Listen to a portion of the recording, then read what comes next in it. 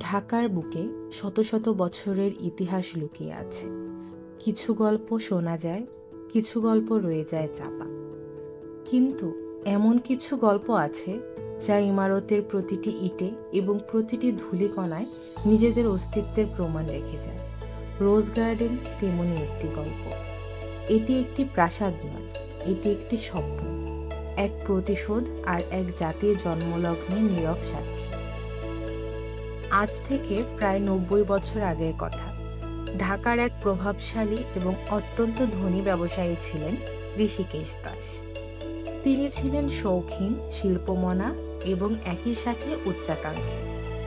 একবার তিনি এক সামাজিক অনুষ্ঠানে যোগ দিতে গেলেন সেই সময়ের সবচেয়ে বিখ্যাত বাগানবাড়ি বলধা গার্ডেনে। কিন্তু তিনি সেখানে অপমানিত হলেন। সামাজিক বিভাজনের কারণে তাকে সেই অনুষ্ঠানে প্রবেশ করতে দেয়া হলো না। ঋষিকেশ দাস ফিরে এলেন, তার মনে শুধু একটিই প্রতিজ্ঞা, আমিও একটি বাগান বাড়ি বানাবো যা বলধা গার্ডেনকেও ছাপিয়ে যাবে। আমার অপমান আমার প্রতিশোধের সাক্ষী হবে সেই প্রাসাদ। তারপর শুরু হলো এক ইতিহাস সৃষ্টির পালা। টিকাটুলির বিশাল ২২ বিঘা জমির উপর শুরু হলো ঋষিকেশ দাসের স্বপ্ন পূরণের কাজ। তিনি ইউরোপ থেকে আনা মার্বেল, পাথর আর বিভিন্ন ধরনের মূল্যবান জিনিস দিয়ে সাজালেন তার প্রাসাদ। ভেতরে বসানো হলো গ্রিক দেবদেবীর মূর্তি আর চারপাশে তৈরি হলো এক দৃষ্টিনন্দন বাগান। সে বাগানে কেবল গোলাপ ফুলই ফুটেছিল হাজারো রঙের, তাই এর নাম হলো রোজ গার্ডেন। রোজ গার্ডেন সত্যি সত্যি বলধা গার্ডেনকে ম্লান করে দিল। কিন্তু ভাগ্যের নির্মম পরিহাস, এই বিশাল নির্মাণযজ্ঞ এবং অতিরিক্ত বিলাসিতার কারণে ঋষিকেশ দাস ঋণের জালে জড়িয়ে পড়লেন। যে প্রাসাদ তিনি গর্ব করে বানিয়েছিলেন, সেই প্রাসাদই তাকে সর্বশান্ত করে দিল। অবশেষে ১৯৩৬ সালে তাকে এই সাধের রোজ গার্ডেন বিক্রি করে দিতে হলো। তবে এই ঐতিহাসিক প্রাসাদটি সবসময় সাধারণ মানুষের দেখার সুযোগ ছিল না। ঋষিকেশ দাসের হাত বদলের পর এটি ছিল ব্যক্তিগত সম্পত্তি। ঋষিকেশ দাসের পর রোজ গার্ডেনের মালিকানা বহুবার বদল হয়েছে, কিন্তু এর আসল ইতিহাস শুরু হলো আরও পরে।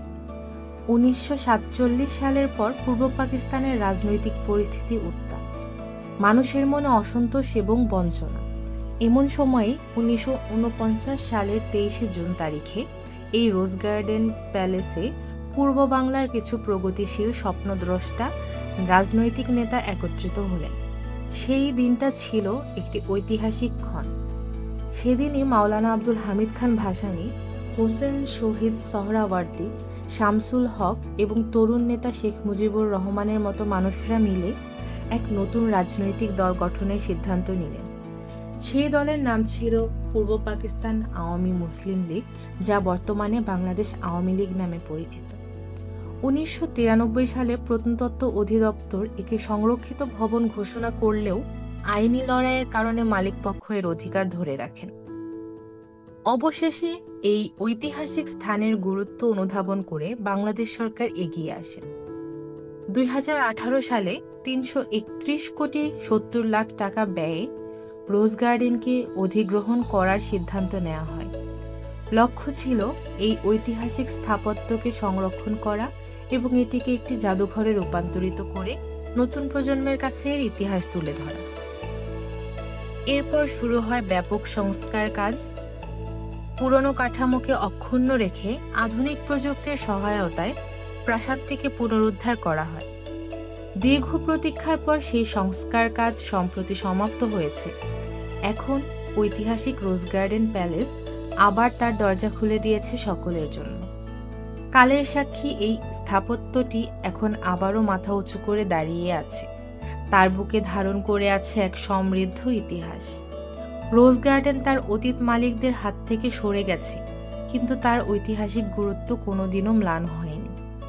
আজ সেই প্রাসাদটি এক ব্যর্থ ব্যবসায়ীর প্রতিশোধের প্রতীক থেকে পরিণত হয়েছে এক জাতির রাজনৈতিক সংগ্রামের এক নীরব সাক্ষী।